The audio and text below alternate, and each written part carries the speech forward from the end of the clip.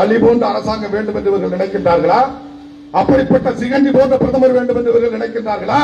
அல்லது நரேந்திர மோடி போன்ற ஆண்மை மிக்க தைரியம் மிக்க இன்றைக்கு உலகத்தையே அச்சப்பட வைத்திருக்கக்கூடிய ஒரு தலைவர் வேண்டும் என்று நினைக்கின்றார்களா?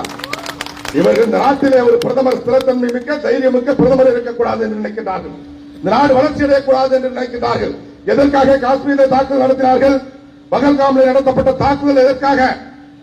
அங்கே வந்திருந்த சுற்றுலா பயணிகளை சோதனை செய்து நீ இந்துதானா என்று பார்த்து, சுன்னத் செய்திருக்கின்றானா என்று பார்த்து, குர்ஆன் தெரியுமா என்று கேட்டு அங்கே படுகொலை செய்யப்பட்டார்கள். அதனுடைய நோக்கம் என்னவென்று சொன்னால், அங்கே இந்துவா என்று படுகொலை செய்யப்படுவதன் மூலமாக அங்கே இந்து முஸ்லிம் கலவரத்தை உருவாக்க வேண்டும். இந்துக்களும் முஸ்லிம்களும் அங்கே படுகொலைகளிலே ஈடுபட வேண்டும். இந்த நாடு முழுவதும் கலவரம் ஏற்பட வேண்டும். அதன் மூலமாக இந்திய நாட்டினுடைய வளர்ச்சி பாதிக்கப்பட வேண்டும் என்று பாகிஸ்தானுடைய தூண்டுதலின் பேரிலே பயங்கரவாதிகள் செயல்பட்டார்கள். அதே போன்ற சிந்தனை தான் இங்கு இருக்கக்கூடியவர்களுக்கு. அதே போன்ற சிந்தனை தான் பாகிஸ்தானுடைய தூண்டுதலின் பேரிலே பயங்கரவாதிகள் எந்த நோக்கத்தோடு செயல்பட்டார்களோ அந்த நோக்கம் முறியடிக்கப்பட்டிருக்கிறது. ஏனென்று சொன்னால், வெடிகுண்டு தாக்குதல் நடத்திய உடனடியாக வெடிகுண்டு தாக்குதல் நிறுத்துவதற்காக போராடி உயிர் நீத்தவன் ஒரு முஸ்லிம். அதே போல வெடிகுண்டு தாக்குதலில் காயமடைந்தவர்களை மருத்துவமனைக்கு தூக்கிச் சென்றவன் முஸ்லிம். அதே போல வெடிகுண்டு தாக்குதலில் பார்த்தோம் என்று சொன்னால் எத்தனையோ பேர் இறந்து போனார்கள். அவர்களுக்காக வீதியிலே இறங்கி ஆயிரக்கணக்காக போராடிய காஷ்மீர் மக்கள் முஸ்லிம்கள்.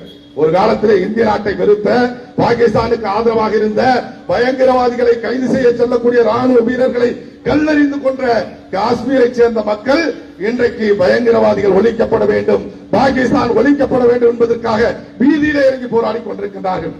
அப்படிப்பட்ட பயங்கரவாதிகளை நேசித்த, பாகிஸ்தானை நேசித்த மக்கள் கூட மாறிவிட்டார்கள். ஆனால் இங்கு இருக்கக்கூடிய சில அமைப்புகளை சேர்ந்தவர்கள் இன்னும் அந்த காஷ்மீர் மக்களை விட பாகிஸ்தான் காரணமாக நினைத்துக் கொண்டிருக்கிறார்கள். உன்னுடைய சிந்தனை பாகிஸ்தானை ஏற்றுக்கொள்கிறது என்று சொன்னால், நீ பாகிஸ்தானை நேசிக்கிறாய் என்று சொன்னால், நீ பாகிஸ்தானுக்கு சென்று விட இங்கு இருக்க வேண்டும் என்று தேவை கிடையாது. தாராளமாக செல்லலாம். பாகிஸ்தானில் சென்று விட்டு எங்கு சென்றாலும் சரி, நீ பாகிஸ்தானை ஆதரித்தால், இந்திய நாட்டுக்காரனாக இருந்து கொண்டு பயங்கரவாதிகளை ஆதரித்தால், பாகிஸ்தானை ஆதரித்தால், அது லண்டனாக இருந்தாலும், கனடாவாக இருந்தாலும், அமெரிக்காவாக இருந்தாலும், எந்த நாடாக இருந்தாலும் கூட அந்த நாட்டிலே தேடி பிடித்து நம்முடைய பாதுகாப்பு படை ஒன்றை படுகொலை செய்யும். அதில் மாற்றம் கிடையாது. உலகம் பூரா அடிக்கிறோம். உலகத்துல எந்த நாட்டில், இந்திய நாட்டில் பயங்கரவாத தாக்குதல் நடத்திட்டு போய் இருந்தாலும் கூட அங்கே கொல்லப்படுகிறார்கள் பயங்கரவாதிகள். அப்படிப்பட்ட ஒரு ஆண்மையான ஆட்சி நடத்தி கொண்டிருக்கக்கூடிய நரேந்திர மோடி அவர்களுடைய ஆட்சிக்கு எதிராக தொடர்ச்சியாக இந்த பகுதியிலே பிரச்சாரம், தொடர்ச்சியாக எப்படியாவது இந்த பகுதியிலே கலவரத்தை உண்டு செய்துவிட வேண்டும் என்பதற்காக முயற்சி. ஆனால் நிச்சயமாக நடைபெறாது. ஏனென்று சொன்னால், இந்த பகுதியில் அமைதி நிலவிக் கொண்டிருக்கின்றது என்று சொன்னால் அதற்கு ஒரே காரணம், இந்த பகுதியிலே பெரும்பான்மையாக வாழ்ந்து கொண்டிருக்கக்கூடிய இந்து சமுதாயம் தான் முதல் காரணமே தவிர நீங்க கிடையாது. உங்களை போன்ற சீர்கெட்ட அமைப்புகள் கிடையாது. அதே போல தேசபக்தி மிக்க முஸ்லிம்களும் இங்கே அமைதி நிலவ வேண்டும் என்று விரும்புகின்றார்கள். தேசத்திற்கு விரோதமாக சிந்தனை இருக்கக்கூடியவர்கள், பயங்கரவாதிகளுக்கு ஆதரவான சிந்தனை இருக்கக்கூடியவர்கள், பாகிஸ்தானுக்கு ஆதரவான சிந்தனை இருக்கக்கூடியவர்கள், பயங்கரவாதிகளை ஆதரிக்கக்கூடியவர்கள், பிரிவினைவாதிகள் தான் இன்றைக்கு இந்த பகுதியில் அமைதி நிலவக்கூடாது, கலவரம் ஏற்பட வேண்டும் என்பதற்காக, இந்த இஸ்லாமிய மக்களுடைய நன்மைக்காக மத்திய அரசாங்கம் கொண்டு வரக்கூடிய எல்லா சட்டங்களுக்கு எதிராகவும் தொடர்ச்சியாக போராட்டங்களை நடத்தி கொண்டிருக்கின்றார்கள்.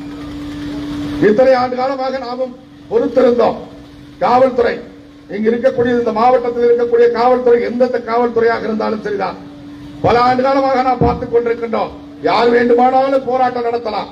அது எஸ்டிபி அமைப்பு நடத்தலாம், தமிழ்நாடு ஜவுஹி ஜமாத் நடத்தலாம், பாகிஸ்தான்ல இருக்கக்கூடிய பயங்கரவாதி வந்து கூட்டம் போடுறா கூட இங்க போடலாம், அபிஷேக் வந்து இங்க கூட்டம் போடுறா கூட போடலாம். காவல்துறை அனுமதி கொடுக்கும். ஆனா பிஜேபி கார இந்து இயக்கத்துக்கார போடுறதுன்னு சொன்னா அனுமதி கிடையாது. உடனே அதை தடுத்து நிறுத்துறது, கைது பண்றது, சிறையில் அடைக்கிறது, கேஸ் போடுறது, வழக்கு போடுறது, இது வழக்கமா போச்சு. அந்த அடிப்படையில் தான் இன்னைக்கு தேசிய கொடி ஊர்வலத்தை கூட தடுத்து நிறுத்திருக்காங்க. எந்த ஆர்ப்பாட்டத்தை நடத்துறதுக்கு அனுமதி கிடையாது. 3 மணி வரைக்கும் பேச்சுவார்த்தை. அதனால காவல்துறை இன்னைக்கு நீங்க ஞாபகத்தில் வச்சுக்கணும், இனிமேலுக்கு முஸ்லிம் அமைப்பு எந்த அமைப்பு அது யாராக இருக்கட்டும், ஒரு கூட்டம் முத்துப்பேட்டையில போட்டா அடுத்த நாள் அடுத்த கூட்டம் பிஜேபி போடும், இல்லைன்னா RSS போடும், இல்லைன்னா இந்து முன்னணி போடும், இல்லன்னா VHP போடும். எங்கிட்ட 40க்கு மேற்பட்ட அமைப்பு இருக்கு. 4 அமைப்பு கிடையாது, 40க்கு மேற்பட்ட அமைப்பு இருக்கு எங்கிட்ட. இனிமே ஒரு கூட்டணி யாருக்காவது இந்த காவல்துறை அனுமதி கொடுத்து இங்க கூட்டம் போட்டு மத்திய அரசாங்கத்தை விமர்சிக்கிறோம் சொல்லி இந்துக்களை விமர்சிக்கிறது, இந்து கடவுளை விமர்சிக்கிறது, அந்த மாதிரியான நடவடிக்கைகள் இருந்துச்சுன்னு சொன்னா அடுத்த நாள் மறு கூட்டம் நடக்கும். இங்க அமைதிங்கிறத நீங்க எதிர்பார்க்க முடியாது. நிச்சயமா அவர்களுடைய ஆசையை நிறைவேற்ற மாதிரி ஆய்வு காவல்துறை. இதுதான் கடைசி. காவல்துறைக்கும் இதுதான் கடைசி. இங்க இருக்கக்கூடிய இஸ்லாமிய அமைப்புகளுக்கும் இதுதான் கடைசி. இதோடு நீங்கள் நிறுத்திக் கொள்ள வேண்டாம். இல்லைன்னு சொன்னா கண்டிப்பாக ஏற்படக்கூடிய விளைவுகளுக்கு நீங்கள் தான் பொறுப்பாவீர்கள். இங்கே இருக்கக்கூடிய வர்த்தகர்கள், பொதுமக்கள் நீங்க எதிர்ப்பு தெரிவிக்கணும். இங்க இருக்கக்கூடிய இஸ்லாமியர்கள் எதிர்ப்பு தெரிவிக்கணும். பிஜேபி கூட்டம் போட்டு எத்தனை ஆண்டு காலம் ஆச்சு? இந்து முன்னணி கூட்டம் போட்டு எத்தனை ஆண்டு காலம் ஆச்சு? ஏன்னா நாங்க பிரச்சனை வரக்கூடாதுன்னு நினைக்கிறோம், அமைதியா இருக்குன்னு நினைக்கிறோம்.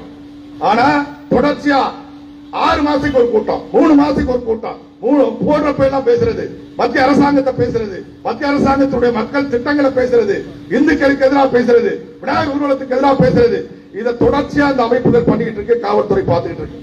இனிமேலுக்கு இந்த மாதிரி ஒரு கூட்டம் இந்த முத்துப்பேட்டையில் நடந்துச்சுன்னா நடக்கிறதே வேற. அதை ஞாபகம், இந்த மாதிரி ரோட்ல போற புறம்போக்கு, ரோட்ல பிச்சை எடுக்கிறவன், அரசியல் அனாத, அந்த மாதிரி பயெல்லாம் இங்க வந்து மைக்க பிடிச்சு பேசினா அப்புறம் என்ன நடக்குன்னு சொல்ல முடியாது. எங்களுக்கு ஆள் இருக்கு, எங்களுக்கு உங்களை மாதிரி இவரு தலைவர், இவரே கட்சியினுடைய தேசிய செயலாளர் வேலூர் இப்ராஹிம், இஸ்லாமிய மதத்தை சேர்ந்தவர், தேசத்தை நேசிக்கக்கூடியவர்கள். உங்களை மாதிரி ரோட்ல போற சாப்பாட்டுக்கு வழி இல்லாத ஒரு முஸ்லிமை பிடிச்சி கையில எடுத்து கொடுத்து குல்லா வச்சு வந்து இங்க பேச வைக்க எங்களால முடியும். நீங்க எப்படி பிச்சைக்கார பையனை கொண்டாந்து வச்சு பேசுவீங்களோ அதே மாதிரி பிச்சைக்காரன் எங்கேயாவது பிச்சை எடுத்துட்டு பாருங்க, அவன் முஸ்லிமான்னு பார்த்து தேடி பிடிச்சி ட்ரெஸ் போட்டு நீ பேசுறான்னு சொல்ல வைக்க எங்களால முடியும்.